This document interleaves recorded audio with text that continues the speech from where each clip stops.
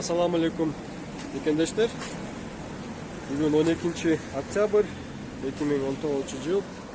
Кечки саат 11:30.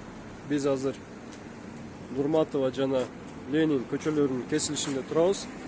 Өзүңүздөргө белгилүү болгондой, биз кече 11 октябрь күнү Ош областына караштуу ички иштер башкармалыгында пресс катчы кызматын аркалап келген майор кызматкеринин жасаган жол эреже бузуулары боюнча видео чыгарганбыз.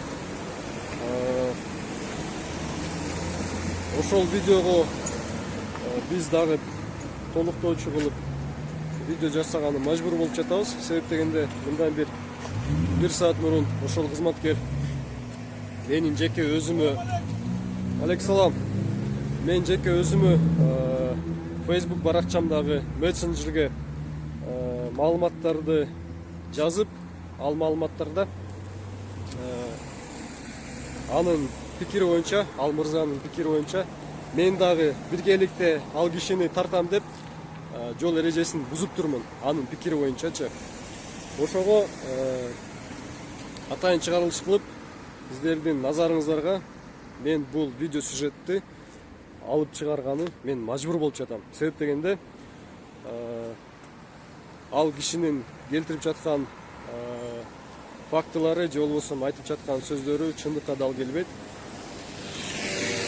Ошону мен сиздерге азыр далилдеп тастыкта бергени аракет кыламын. Майор мырзанын сөзүнө таяна турган болсок, менин жол эреже бузуум төмөндөгүчө. Өзүңүздөр көрүп жатасыздар, бул кош сызык. Анын айтуусу боюнча мен дагы бул кош сызыкты унааны айдап бара жатканда тебелегенмин. Анын сөзү туура, бирок мен эмне үчүн тебеледим?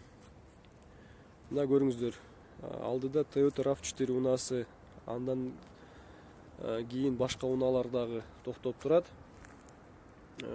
Бул жерде унаалар ар дайым токтоп турат.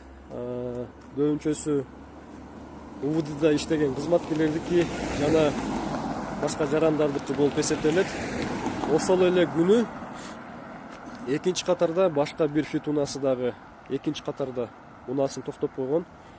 Ошого байланыштуу майор кызматкер өзү дагы тебелеген унааны айдап бара жатып, мен да тебелегенге мажбур болгонмун. Бирок биз кечеги видеодо 3 эле айып бузуусун айтканбыз. Бул кош сызыкты тебелеп бурулуп өткөн жана телефонду сүйлөшкөн. Үчүнчүсү коопсуздук курун тагынган эмес депчи. Эгерде 4-күнү дагы биз кошуп кете турган болсок, унааны башкарып жатып, эки кош сызыкты тебелеген, айдап бара жатып тебелеген десек, анда туура эмес болуп калмак. Себеп дегенде майор мырза жана мен ал жерде эреже бузганы мажбур болгонбуз. Себеп дегенде биз ал фит унаасын же сүзүп өтүшүбүз керек эле, биринчи вариант, же учуп өтүшүбүз керек эле, экинчи вариант, же үчүнчү вариант ал айдоочуну күтүшүбүз керек эле. Үчүнчү вариантты күтө турган болсок, аркабызда жол тыгындар да пайда болмок.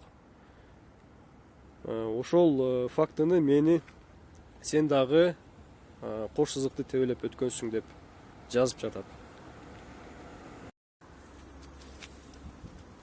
Экинчи жол эреже бузуусун атап кеткен майор мырза, мен ушул көчөдөн бара жатып, унаа менен аталган кесилишке жеткенде, анын ой пикири боюнча мен келип, ушул жердеги стоп линияны тебелептирмин. Бирок тилекке каршы майор мырза кайсы стоп линияны айтып атат, мен түшүнбөдүм. Бул жерде стоп линия жок. Бул биринчиси.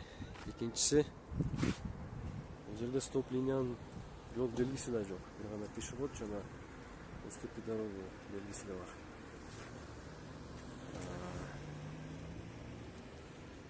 Ушундай экен.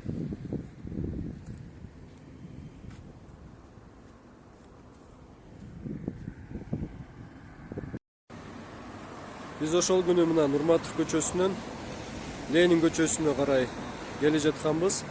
Аталган кесилишке жеткенде биздин регистратор D16 үлгүсүндөгү унаанын мүмкүн эмес жерден кош сызыкты тебелеп буруп өткөнүн тартып калган экен.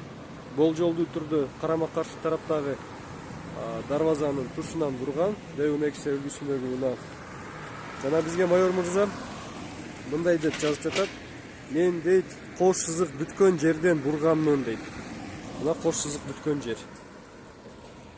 Бирок тилекке каршы биздин регистраторго башкача түшкөн. Майор мырза бул жерден буруп жатканда кош сызык бүткөн жерден милициянын башка экипажы Ленин көчөсүнөн Нурматов көчөсүнө сол жакка бурганы даярданып турган. Аны да сиздер өзүңүздөр көрсөңүздөр болот.